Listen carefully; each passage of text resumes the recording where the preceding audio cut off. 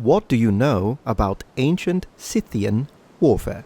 If the answer is not much, then consider this a very small, light-hearted, introductory video on some very interesting details when it comes to the way they produced some of their clothing and armor. If the idea of a deeper, full-on video on Scythian warfare interests you, let me know in the comments. Enjoy. Do you guys like leather? Are you into leather, guys? You'll see why I'm asking this question. You ever read Herodotus? And while we're at it, check this out. It seems like that researchers have now found proof of something that was mentioned by Herodotus when it comes to the ancient Scythians, meaning that they used human skin to make leather products, including like quivers and belts, possibly from their enemies, I would imagine. Yeah, here it says on their enemies' flesh. Could you imagine that? I don't even know if I can... Is this going to get me demonetized? I don't know, but it's interesting from a historical perspective. It is crazy, isn't it? So how about we have a look at these? So we have... Because, of course, I still haven't double-checked it, so we're going to review it together. Then I'm going to send a text. You know what? I'm going to text my lead researcher because he's a beast when it comes to this stuff. So I'll ask him, then we read, and while we discuss this, if he's up, he might give us a confirmation or not directly. So let me do that. I'm going to send the text right now. Where is he? Sentito. Una prova. All right. Message sent. So while we have a look at this, we'll see what happens. We'll see if he confirms it. I do remember reading Herodotus speaking about it, but when you read ancient historians, I do consider ancient historians phenomenal sources, but sometimes you're like, no one else mentions that, for instance, and then you're like, did they ever find anything? You always want to have this double check, like with archaeological goods and whatnot. Well, it seems like that they did find it. So I remember Herodotus saying it, but it seems like they found it. You're right to be worried, so let's check it out. We have Live Science talking about it, Reddit, we'll see. Maybe if it's like Ask Historian, well, Reddit Anthropology, we'll see, might be interesting. Analysis of ancient Scythian leather samples from phys.org, Other Sciences and Archaeology, and then National Geographic. And of course, it's a big science alert, Archaeology News Online. It's literally everywhere. That doesn't mean that it's true, but because of the fact that I'm aware of the historical reference, I'm kind of more inclined to believe that this could be true, because Herodotus did say it. So anyways, let me check Live Science. Let's see what they tell us. So, ancient Scythians used human skin for leather, confirming Herodotus' grisly claim. The ancient Scythians, a nomadic people known for their gold and warrior ways, used human skin for leather, a new study finds. It's a study. I wish they would then give you the link to the study, whereas I always have to go and look for it myself. And then we got some X-Men here. The ancient Scythians, nomadic warriors and pastoralists, is that how you read it? Who flourished on the steppes of Europe and Asia, turned human skin into leather, and new study finds. The discovery confirms a claim made by the ancient Greek historian Herodotus that the Scythians, and then it gives us good, they are using BC AD, so they're already getting 1 point from me, used human flesh for leather. To investigate, researchers analyzed 45 samples of leather from 18 burials from 14 sites in southern Ukraine. According to the study published December 13th, what year? Oh, come on. You're not giving me the year? Are you out of your mind? Well, this already gives me a little bit of a, why are you not telling me the year? Is this from like 2003? In the journal PLOS ONE, we'll have to check the validity of this journal. The leather objects were excavated at different times over the past few decades. Well, the fact that if it's true that they're excavated at different times over different decades, and they represent, for instance, I don't know, something that they did over a long span of time, that would be more, like, less incidental and more, maybe that's something the Scythians actually did. A lot of stuff can be exaggerated, so yeah, that's why we need to be kind of careful how much validity we give before we actually look at the real study, but it's good to read. The team found the 2 leather samples, both of which come from quivers, we know what a quiver is, were made of human skin. My gosh, making quivers of the skin of your enemies after you shot them dead is metal.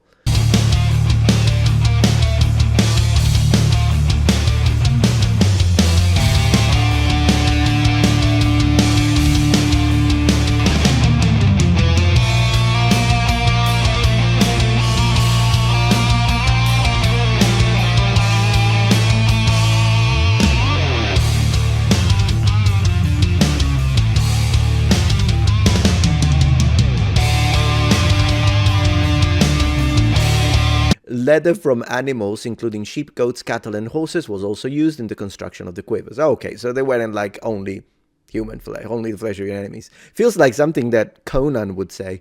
The quivers were buried in kurgans, mounds that held the burials of rulers or other high-ranking individuals, and date back around 2,400 years to when the Scythians were thriving. And then we have a quote. Open quotes, considering the quivers were an important element of Scythian warrior identity, it is very likely that the quivers ended up being buried with their owners, close quotes, and that makes sense. Study co-author Margherita Gleba, an assistant professor of archaeology at the University of Padua in Italy, she's from Padua, told Live Science in an email. She didn't mention the human flesh though. Feels like chaos armies. Goodness gracious, if this gets confirmed, it's like one of those situations when reality is crazier than fantasy. Before the modern era, resources were quite rare, so they would want to use anything they can. Yeah, but I think you need to be like, oh yeah, let's use human skin to make... I think you have enough, particularly pastoralists. I don't think you need it. I don't think it's because you need it. I think it's because you want to create...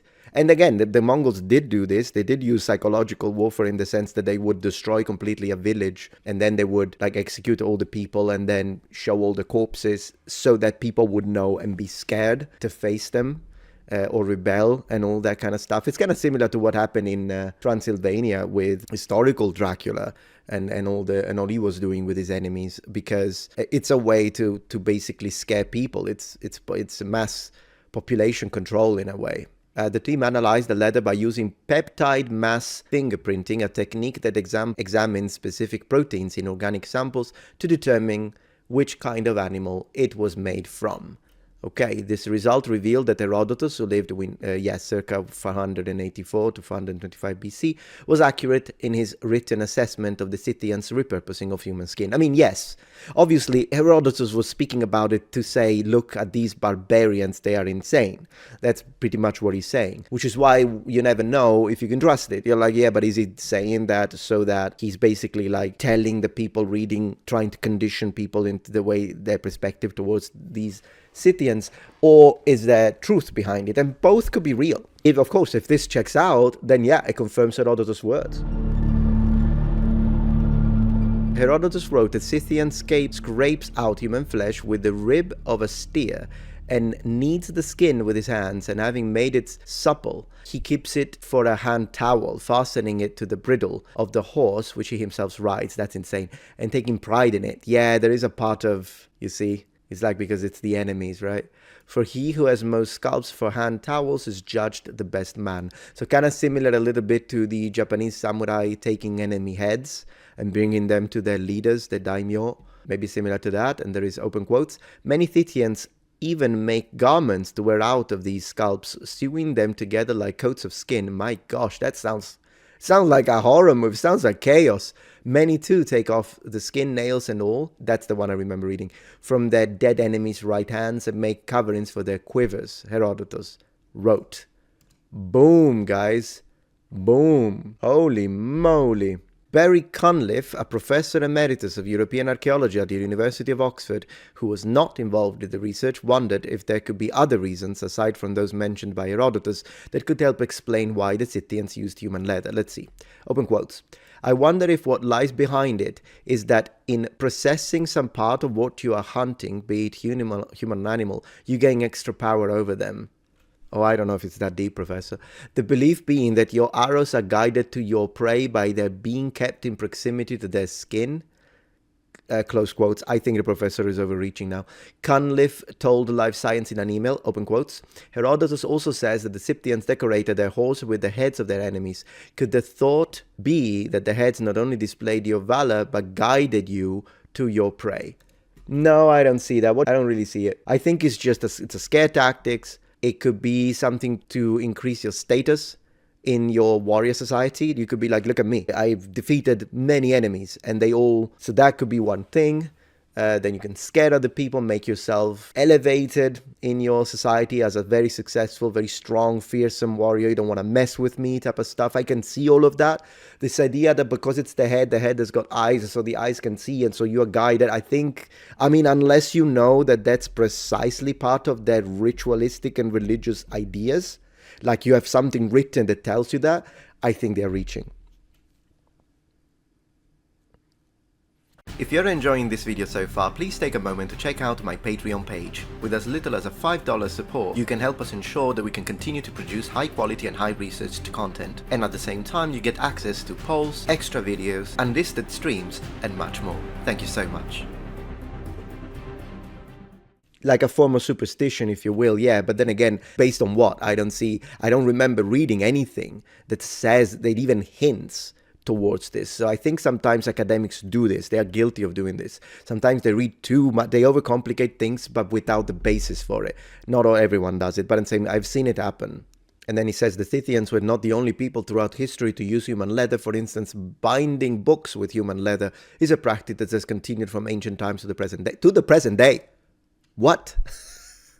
I'm sorry, who's doing it in the present day? Who's doing it? In 2020, a life science investigation into the sale of human remains revealed a 1917 edition of the book Diseases of the Skin by Dr. Richard Sutton that a seller on Facebook claimed to have bound with human skin. Well, then the FBI should ask, where did you get the human skin? Am I right? The seller who sold the book for $6,500 claimed, or I think it was a claim to sell the book, like, what is it, the Necronomicon, second edition, that they had obtained the human skin from a retired medical specimen.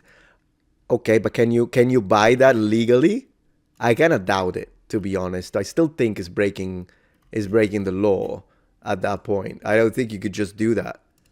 Can you do that? I mean, I don't know. I mean, I guess it depends on what country. It didn't say.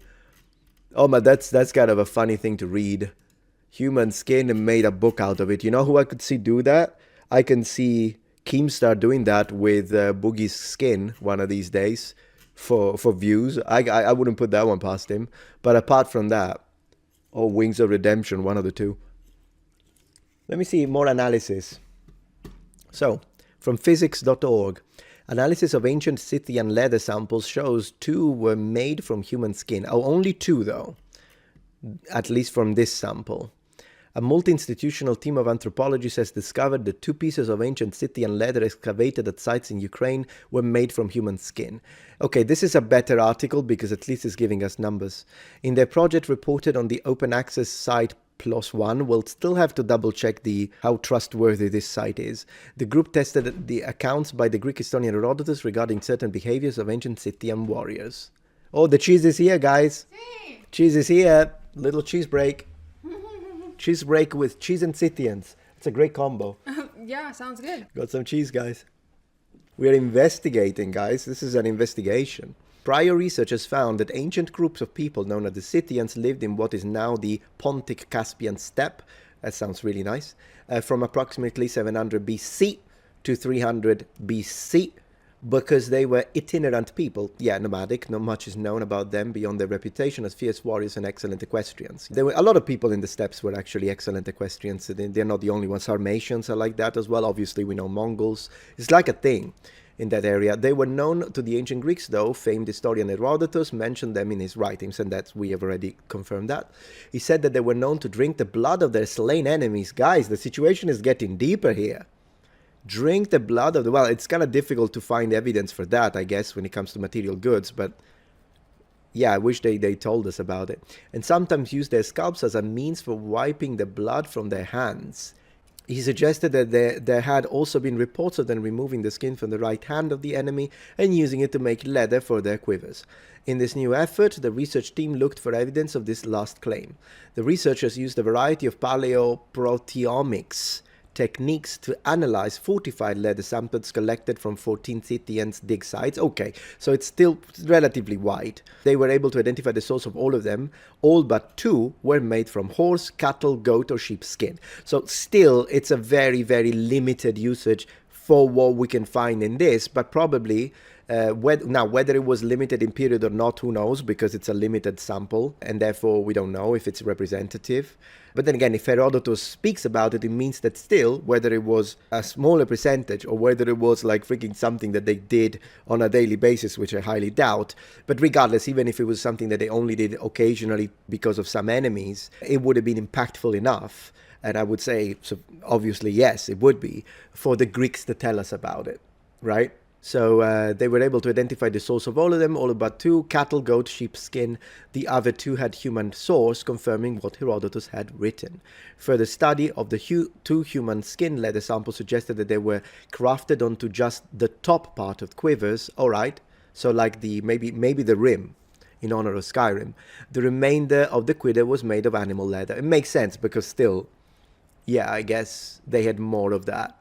The researchers suggest their findings not only confirm stories about the ancient Scythian warriors, but also that the warriors were creating their own quivers and were using material readily at hand. And definitely this, I mean, material readily. Yeah, okay, cool. Yeah, this one was written better than kind of gave us more information on this situation. Let's see if we can look.